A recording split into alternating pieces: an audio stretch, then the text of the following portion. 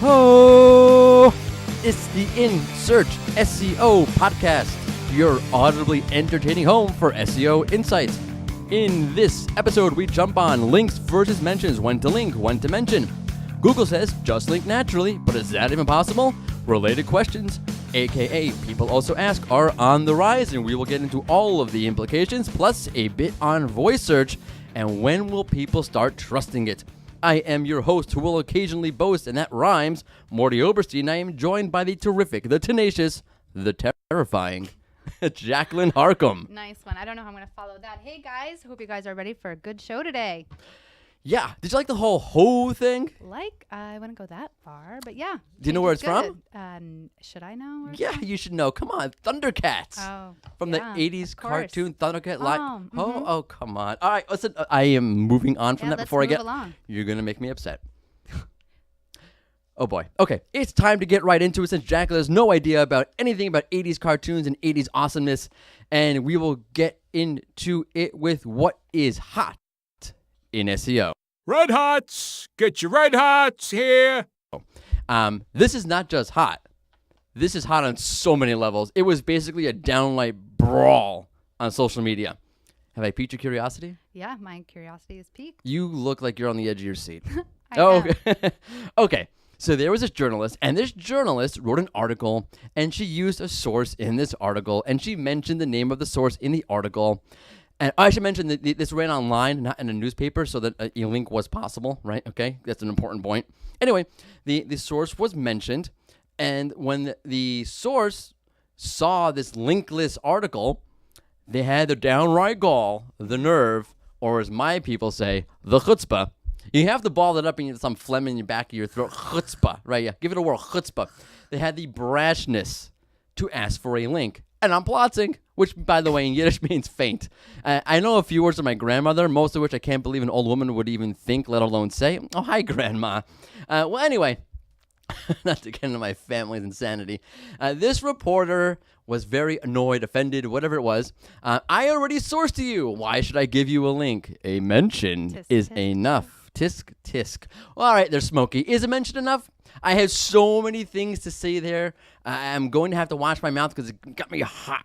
Let me explain my link theory first. Have I ever told you my link theory? No, you haven't. What Has is it ever it? come up? No, never came up. This is like a hot topic of conversation. Okay. Let's hear Right. it. Things we talk about all the time, link theories. Yeah. Right.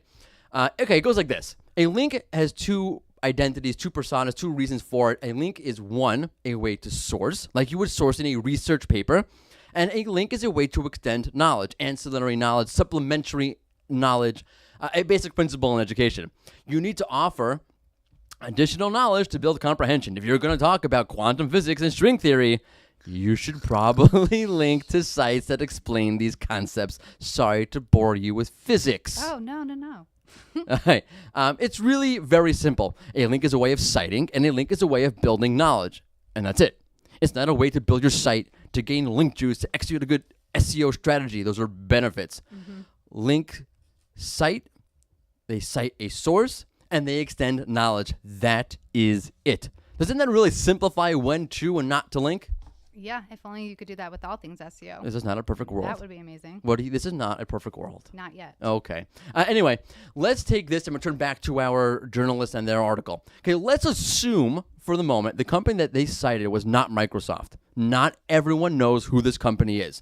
So here we have a journalist quoting a source, banking on their expertise, and no one really knows who they are. Are they experts? Do they even relate to this topic at all? Do they even exist? Because all we have is a mention. So that's one. The link in this instance is a way of citing who this, or rather extending knowledge about who this source is. Should I trust this source as a reader? Is this source really an expert? It is a way of building comprehension, and it does bolster your article in this case. Now, this is my real point of contention. We're talking about a journalist here, okay? Should know better. When you cite something in a research paper, what? You name drop the title of the book or the title of the article and that's it? No, right? Come on. Title, author, publisher, year published, page you pulled the information from. I'll say that again. You have to cite, according to the APA, page you pulled the information from. The only way to properly cite is by showing the page you pull the information from. The only way to properly cite via a link is to cite to the page you pulled the information from. It's the same darn thing. Okay, a link to a page is a way to cite, just like you cite a page in a research paper. You cite your source by linking to the page. So this is a bit mind-boggling to me. Yeah. And now for the kicker. Now for the kicker. Okay, if the shoe were on the other foot, do you think that that a journalist would be upset and say, "Hey, you know what? You only gave me a mention. That's cool." No, right? No, you sourced me, you cited me. I need a link. So it's only annoying when the shoe's on the other foot, right? Yeah, it's only annoying when you're the one being asked. Yeah. But when you need the link, do you think that person's so upset? Oh, I'm not going to bother the other person by asking for a link. Yeah. No, so come on. All right. This brings us to our poll question, and boy, have I put my thumb on the scale here, but we'll go with it anyway. Jacqueline, this week's poll question is? This week's poll question is it enough to give a source a mention and not a link? So say you source someone, you mention them, and you don't link to them. Is that okay? And before we move right along, let me tell you, you can find the poll question on the Rank Ranger Twitter account. You'll find it on my Twitter account. You found it on Jacqueline's Twitter account. And you will find it on the Rank Ranger blog. You go over to the Rank Ranger blog. You will find the blog post where we push out and publish this very podcast. And in the summary of that podcast will be a nice big old button that will say you can take the poll here. So take the poll there. Anyway, before we move on, let's look back at the results from last week's question where we asked if multifaceted feature snippets were a game changer. And the people have spoken. You have spoken, you have told us, you have shared your knowledge with us, and you have agreed with what we said last week that they are not, overwhelmingly not, a game changer. Around 80% of you said that no, multifaceted feature snippets are not a game changer. And a way big ol' shout out to Joe Sprezel. Go Joe. Go Joe at Joseph Sprezel. Joseph spelled Joesef. Sprezel Sprezel on Twitter of Mullen Low Media Hub for taking the survey and going for the shout out and offering this gem, quote, serving multiple answers to ambiguous questions/queries shows a shift towards visual/conversational search. They, meaning Google, really want their voice assistants to be able to answer all queries. And in testing their understanding of queries, they step one step closer to that. Our CTRs on these snippets can help to inform the machine learning part of the algorithm, which question is often meant when a query is asked in a certain way. And I will buy that for $1, Joseph. That's a great point. Kudos to you, sir. He's right, I think. And that's a fantastic way to A/B test for machine learning to figure out what do users really want, what do they mean in a query by looking at which feature snippet they clicked on. So don't forget, take the survey, fill out and explain your reasoning. Sounds like I'm in third grade. Explain your reasoning, and we will shout you out like we did to Joe on this podcast. Whew. Okay. Seriously. So let's stick with links here. And Google made one of their statements this week, and I'm going to put some money down here. Well, not real money, because I'm not going to put real money down. Who am I going to put down to? Vegas says the SEO bet of the week. No, I'm going to put SEO money. I'm going to place an SEO bet. The jackpot will be divided equally among the winning tickets. So tell the people, Jacqueline, what Google said this week about links. Well, Google actually suggests that you should just link naturally. But they also said that if you believe linking to a site that your readers would possibly enjoy, then you should just link away. So link naturally. Yes. That's like putting a rookie into the bottom of the ninth inning in the World Series with the bases loaded and a count of 3-2, 3 balls, 2 strikes, and telling them you have one pitch, no pressure. What was that? Another annoying sports reference? Yeah, and I'm going to ignore that because I can say what I want because I'm not at home. Hi, honey. Oh, God. Okay, for real. When you tell someone, don't worry about it, you know one thing.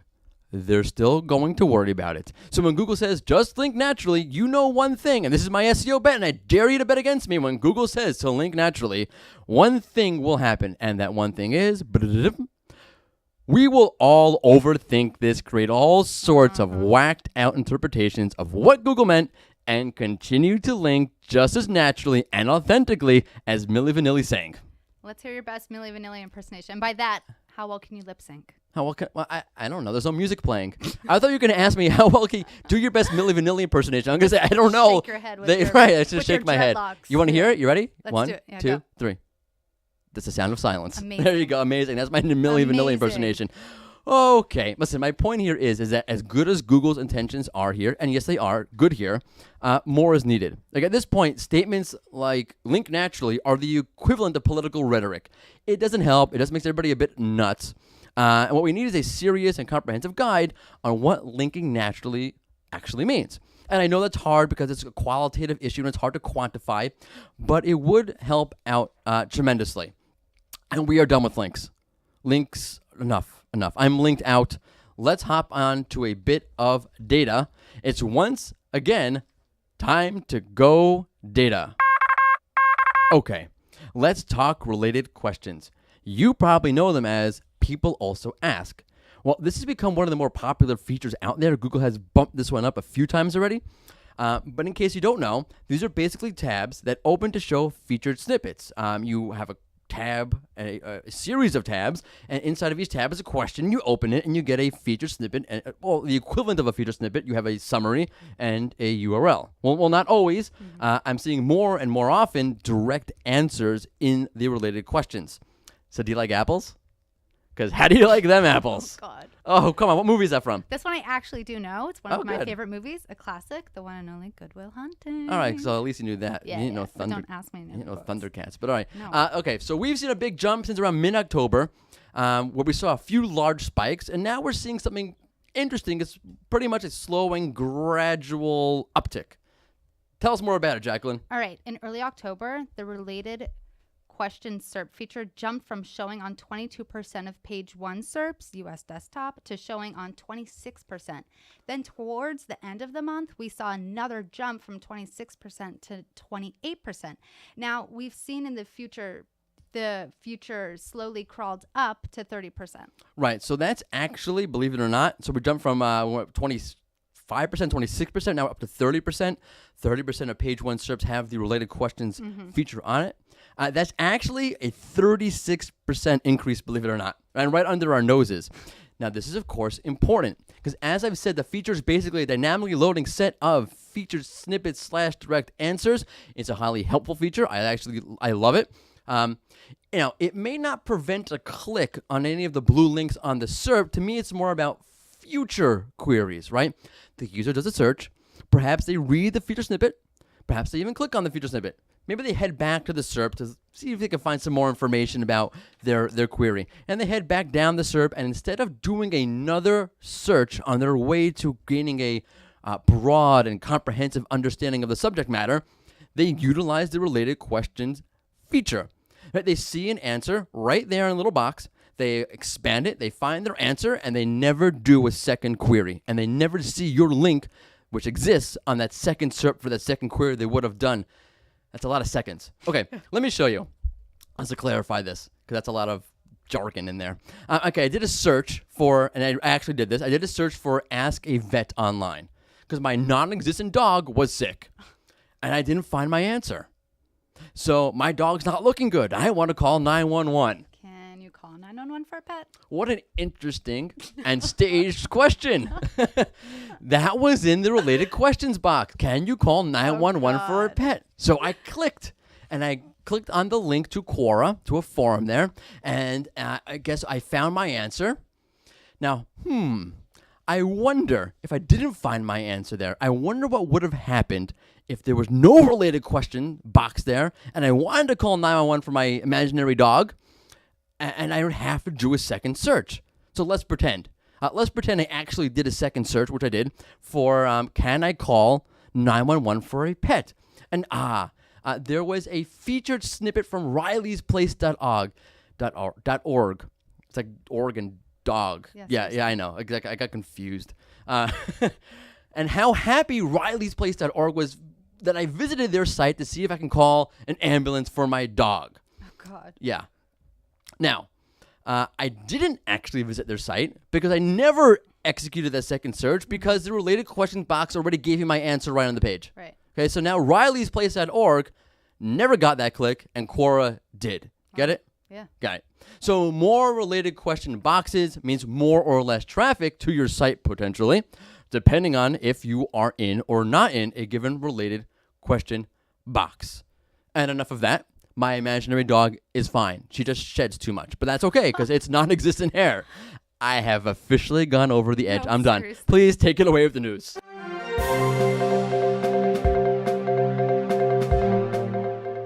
Google revamped and redesigned their Google PageSpeed Insight tool.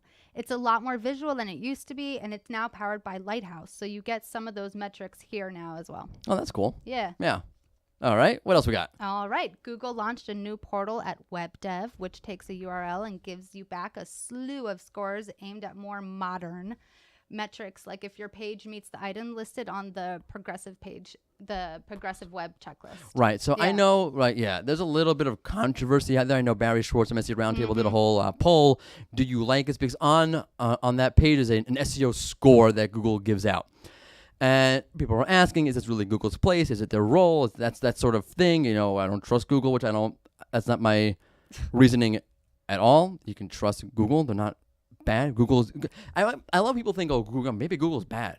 No, Google Google's offers great. you tons and Yeah. tons and tons of awesome information. How Yeah. in the world is Google Yeah. bad? I'm using that word like that's a minimal word that people go way overboard with this. I personally think that the SEO score that Google offers would do well for them to also have a more comprehensive guide around some of the more technical SEO issues out there. There have been debates between some of the big names in SEO over what you would think would have been a question that's been asked and answered 100 times, yet the question still exists. So having this SEO score and telling you where you got dinged without a more comprehensive guideline to help you avoid getting dinged, I thought this was the way to go. Now Google's giving me a score saying no. Because it's Google officially giving you the score, I think this should also be more of a comprehensive guide to go along with it. Yeah. And that's all I'm going to say about this controversial issue. Phew. Yes. All right. It's been a long time coming for publishers, but Google finally is previewing their solution to your AMP URL woos. Woos? Yeah. You mean woes? Woos. Woos. Woes. Whoa. Okay. It was fun to Sheesh. say both. Yeah, I think whoa was more fun to say. Yeah. Okay. I don't know how to feel about this one. I mean, About woo or whoa. no, I like woo better. I mean, whoa makes more grammatical sense. But no, woo, it's like more Ric Flair. Who's Ric Flair? Forget it. Okay. I don't know. I have mixed feelings about this one. Yeah. Okay. I mean, obviously, Google needs to do this. They need to offer you a way, because you know the whole issue, right?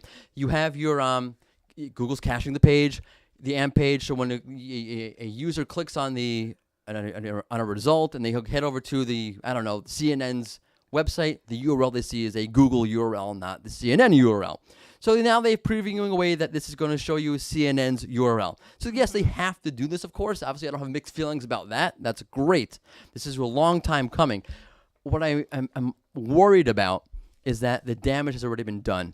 Our publisher's going to now sort of come around to AMP. Oh, Google, you fixed this, whatever, and sort of take a less negative stance on AMP, which I think that sometimes AMP gets too much negative press for no good reason. Although I understand some of the concerns at the same time. I wrote a whole piece about this. So I'm not sure if the damage has already been done, unfortunately, or if this will be a turning point for Google's relationship with publishers and AMP. Okay.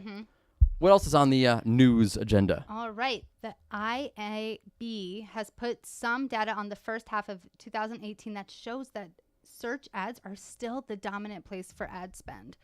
Though this is not driven by desktop, rather mobile is propelling that. Right. So mobile is ad medium. propelling the Yeah. ad, the right search is still the dominant form of ad, right? And it's desktop. I think that it was stagnant, Yeah. right? Yeah. Yeah. And mobile has been the force driving search ads. And I have to wonder, okay, Yeah. with all this mobile ad spending, and I know some people are going to argue with me, and I'm not saying I'm definitively correct here, okay? Yes, there are more mobile ads and more mobile users, and more mobile users mean that there are maybe more clicks if there are more mobile ads. Whoop-de-doo. Okay, because what's the quality of those clicks? I speak not only for myself, but I do speak for myself when I say I hate making a purchase on mobile. Do you? I've Right? never made a purchase through. I very, very rarely, if I'm in a pinch, I have to make a purchase, I'll do it, fine. I like to see what I'm looking at before I open my wallet. It's just me. I find mobile constricting for this. It's like being in a cave versus being on top of a mountain. I like the open air of desktop when buying something. So you have all these mobile ads and you have all these mobile clicks, but my question is one mobile click equal to one desktop click vis-a-vis conversion? And I think not. But that's my answer. Like it or not, take it or not take it. Same. Okay. I've never made a Agree? purchase Yeah? on my phone. No. Yeah, and so I'd be very surprised at any data. I have seen some data on this, of course. I'm very surprised if one mobile click vis-a-vis conversion is equal to one desktop click. It doesn't make sense to me. Okay. All right. Forward, never backwards, always forwards. I don't know where that's from a movie also. I don't know where that's from. Sounds good. Yeah, it does sound good. I don't know it either. Okay, let's see who it is that our content of the week comes from. And this week, it comes from Charlie Harris over at the Edit SEO agency. You have written our content of the week. Winner! So we are back on voice search, but from a different angle, with Charlie's piece entitled AI in the Travel Sector. Are consumers ready? What we have here is a failure to communicate. A little cool hand Luke for you there. Communicate with AI, that is. So Charlie's study looked at how comfortable users were with making a booking via chatbot. So we're talking about booking or purchasing via mobile. Now we're talking about purchasing via a chatbot. And surprise, surprise, users don't like it. They don't like it one bit. Okay, it sounds like a Dr. Seuss book. I'm being too dramatic. People were cool with chatbots answering simple questions. Check out our podcast from last week where we talked about that. But when it comes to handling more complicated or e-commerce items, right? When it comes to handing over Ben Franklin or whatever person is on your currency, only a third of users that Charlie surveyed were comfortable in such an instance. So thank you, Charlie. Thanks, Charlie. No, I really mean it. Thank you, because I have had a theory about this for quite some time. Because you all remember when Google did away with organic results, when they put if you did a search for weather in New York, all you got was a weather box and a button that said see more results, something like that, but there were no actual organic results on the SERP. You remember that? Sure you do. Yeah. Okay, everyone remembers that. So I had a whole theory about that, and I put together one snippet of data that led to another snippet of data, all the way to showing that users were not okay with speaking to Google Home and so forth. It made them uncomfortable. Not that they were speaking to a device that's not an actual person, which might just seem strange to an alien who landed on Earth. They were comfortable with that. They were more comfortable with trust issues. Am I being recorded? How is Google using this data? And it all came down to trust. Can I trust Google? And can I trust them with the one true answer? Mm-hmm. Can I trust Google or Amazon or whomever? I'm not picking on Google here with my words. And now I have some solid data on this actual issue. I'm just stringing it together that says, no, they don't. They're not comfortable with this. Wait, what does this have to do with Google testing zero organic results? Okay. So my theory was that the zero organic result SERP test was all about voice search. Oh, Okay. Google was testing how comfortable users were with seeing just one answer from Google. Much like they would see in voice search, where the only option you have is what Google offers you. Yeah. Right? So meaning Google was looking to see to what extent users trusted it. How much users trusted Google. Because remember, users had a button. We had a button to see more results. So Google can easily track who clicked. Well, not who, but if users clicked on the button to see more results, or if they didn't. If they were happy with that one result Google was offering, they trusted it, they were happy with it, end of story. Voice search will now reign supreme. And that's why I think that the whole zero results SERPs were aimed at seeing if users trusted Google enough to take that one answer from them, and that, of course, relates directly to voice search, right? And if users said, give me more, right, give me more results, then that would not bode well for voice search. So give me more. Give me more fun SEO send-off questions. That was a nice little pivot there, right? You like that pivot? That was a good one. And that's what we call a pivot. That is correct. It is time again, as our time together sadly wanes. It is time again for the fun SEO send-off question. And here's your absurd, but perhaps intriguing, question of the week. And this has caused quite a debate between me and Jacqueline. Yes, it has. Which superpower best describes Google? Okay. Wait, let me read it again for the people at home. Okay. Or in their office, or in the car, or on the plane. Okay. Which superpower, that's right, best describes Google? All right. Jacqueline, we talked about this before.